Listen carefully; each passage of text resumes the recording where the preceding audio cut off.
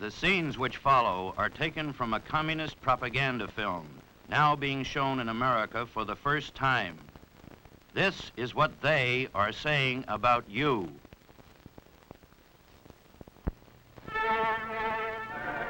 Peace will win against war. Когда говорит Москва, все простые люди мира с надеждой и уважением слушают ее голос. Moscow, the voice of the free people. People throughout the world listen when this voice speaks. But the warmongers from overseas do not agree. They want to frighten the people and force the American way of life on the rest of the world.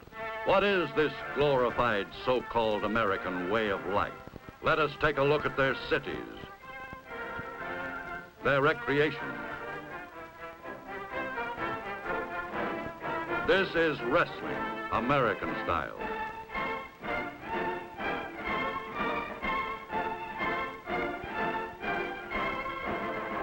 As a signal for terrorizing honest people, these gangsters who are spread widely throughout the United States set fire to a cross.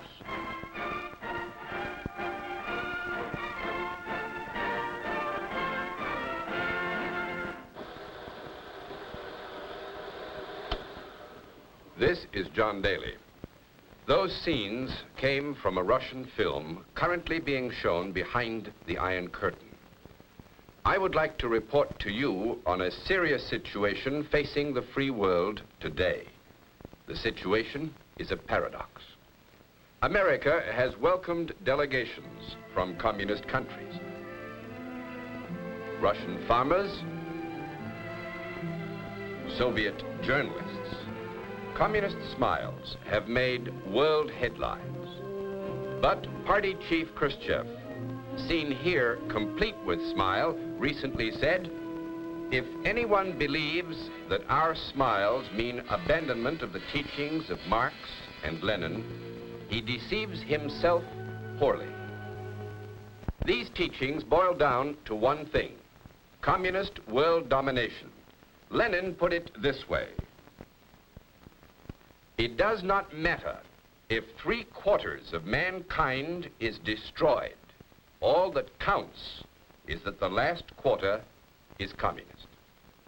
Lenin spoke without knowledge of the fantastic destructive power of the hydrogen bomb, which may, in fact, outlaw future armed conflict.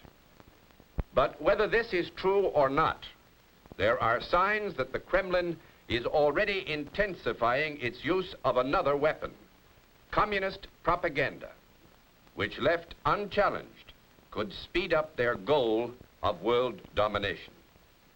We are in the midst of a continuing struggle for the minds of men. 5 nations, Poland, Czechoslovakia, Hungary, Romania, and Bulgaria, were swallowed up by the communists after World War II. Hardly a shot was fired. With ruthless propaganda and clever political intrigue, the Soviets captured control of 5 free governments and sealed off 70 million people behind an Iron Curtain. Today, the Iron Curtain still stands, a physical barrier manned by armed guards, barbed wire, booby traps, an ideological barrier separating 70 million people from truth and hope and freedom. Behind this Iron Curtain, the communists set out to brainwash the people, to destroy their will to freedom, to wipe out their religion and culture. Newspapers were filled with lies and distortions, and still are. Anti-Western and anti-American cartoons. In the schools, textbooks are rewritten to tell the communist version of history, to change the meaning of words like religion and duty and democracy.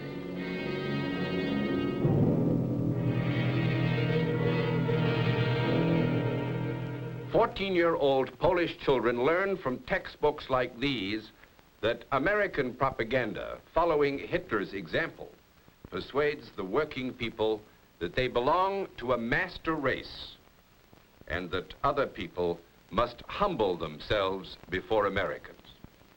In movie houses, people hungry for entertainment are fed vicious propaganda.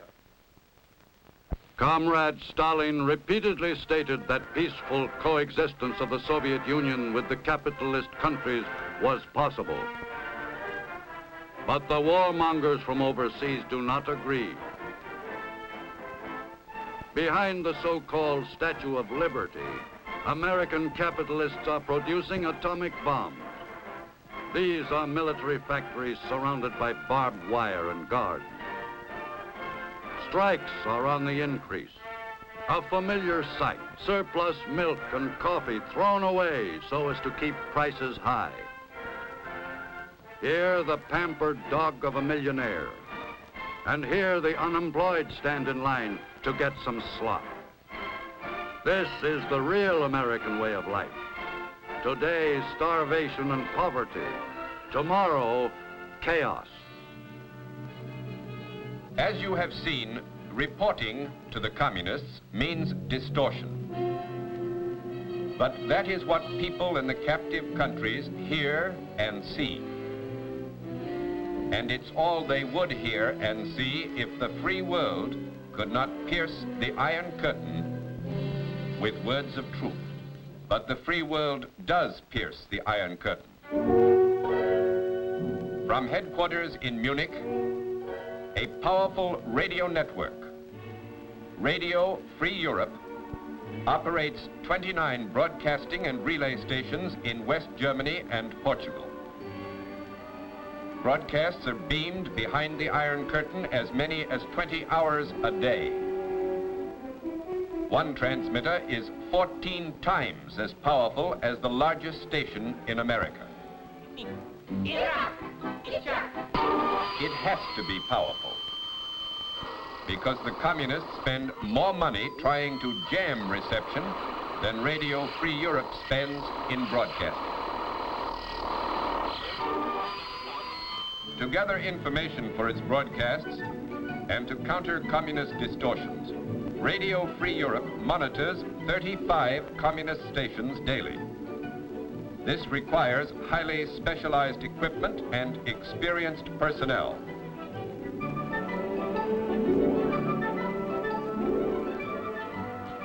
Hundreds of communist publications are analyzed. Iron Curtain refugees are interviewed. Remember, 70 million people living under communist rule rely on Radio Free Europe for the truth.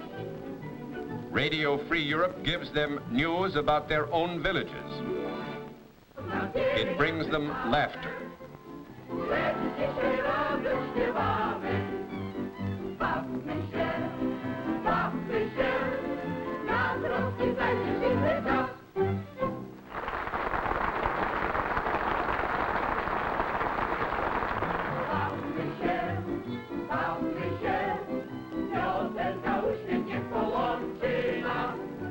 It gives them assurance that the free world has not abandoned them. Radio Free Europe has specific broadcasts for people in all walks of life.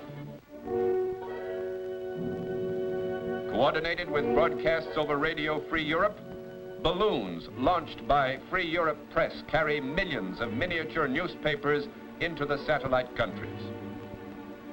At the launching site, last-minute checks are made. Weather conditions, the ingenious devices for spilling the newspapers over their targets. Prevailing westerly winds carry the balloons with amazing accuracy to populated areas. The communists have used jet fighters and anti-aircraft guns to shoot down the balloons, but the newspapers reach the ground. Even the communists can't lick gravity. And the people read them. Through letters smuggled out from behind the Iron Curtain, Free Europe Press and Radio Free Europe know that their message is getting across.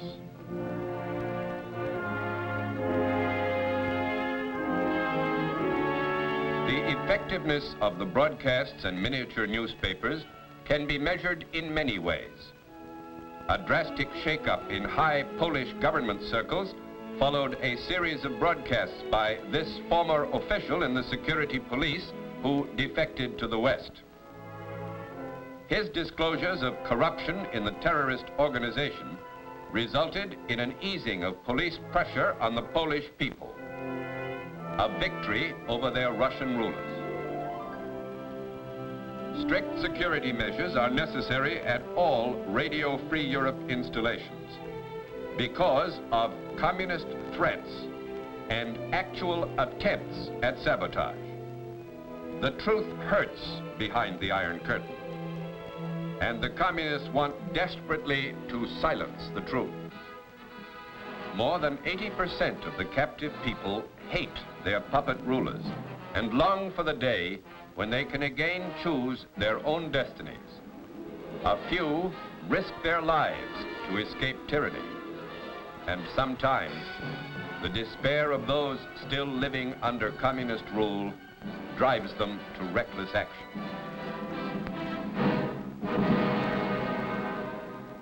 Radio Free Europe does not seek to incite the people behind the Iron Curtain to revolt, but rather to sustain their courage and hope.